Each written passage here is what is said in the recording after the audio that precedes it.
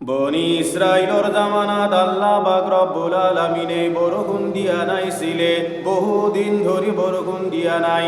বনি ইসরাইলর মানুহে মুসা নবী আলাইহিস সালাতু ওয়াস সালামর সরজাই কবলই ধরিলে, ও আল্লাহর নবী মুসা জমিন ফাটিবলই ধরিলে, মানুহৰ মাজত বেমাৰ সৃষ্টি হবলৈ ধৰিলে, জমিনৰ বুকুত যিমানবোৰ খেতি বাতি আছে সকলোবোৰ শুকাই যাবলৈ ধৰিলে, জীৱ জন্তু ধৰবৰ ছটপট কৰি আছে। আপুনি আল্লাহ পাক ৰব্বুল আলামিনৰ দৰবাৰত বৰষুণৰ কাৰণে দোৱা কৰি দিয়ক।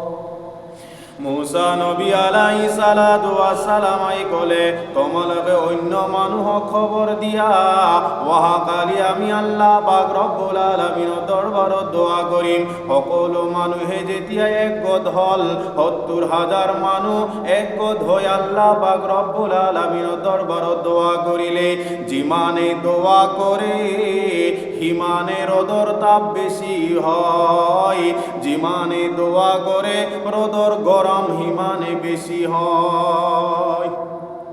মুসা নবী আলাইহিস সালাতু ওয়াস সালাম আল্লাহ পাক রব্বুল আলামিনক কবলই ধরিলে, আল্লাহ আমি তো বরগুণর কারণে দোয়া করিছো, বরগুণর জায়গাত আপনি রোদর তাপ বেশি দিয়াছে, গরমর তাপ বেশি দিয়াছে। ইয়ার কারণ কি, আর উদ্দেশ্য কি আল্লাহ আমি জানা নাই, বুঝা নাই। আল্লাহ পাক রব্বুল আলামিনে কলে, মুসা তোমালোকৰ মাজত তোমালোকৰ ৭০,০০০ মজমুৱাৰ ভিতৰত এনেকুৱা এজন বান্দা আছে, যিজন বান্দাই মোৰ নাফরমানি কৰিছে, যিজন বান্দাই বহুত ডাঙৰ গুনাহগাৰ হয়। মুসা নবী আলাইহিস সালাতু ওয়াস সালামাই কলে, আল্লাহ মই এতিয়া কি কৰিম? আল্লাহ পাক রব্বুল আলামিনে কলে, মুসা এইজন বান্দাই যেতিয়ালৈকে তোমালোকৰ মজলিছত থাকিব তেতিয়ালৈকে মই দোয়া কবুল নকৰিম। এইজন বান্দাই যেতিয়ালৈকে মজলিছৰ পৰাই বাহিৰ নহব তেতিয়ালৈকে মই বৰষুণ নিদিওঁ।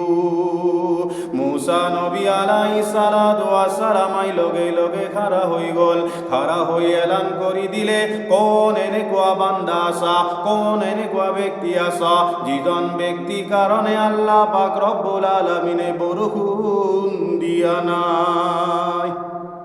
তুমি আমার এই মজলিসর পরে বাহির হয়ে যাওয়া, তোমার কারণে আমার ৬৯,৯৯৯ জন মানুহে কষ্টত ভুগি আছে। যোৱা যোৱা যোৱা তুমি আর পরে বাহির হয়ে যাওয়া। এইজন বান্দাই কি করে?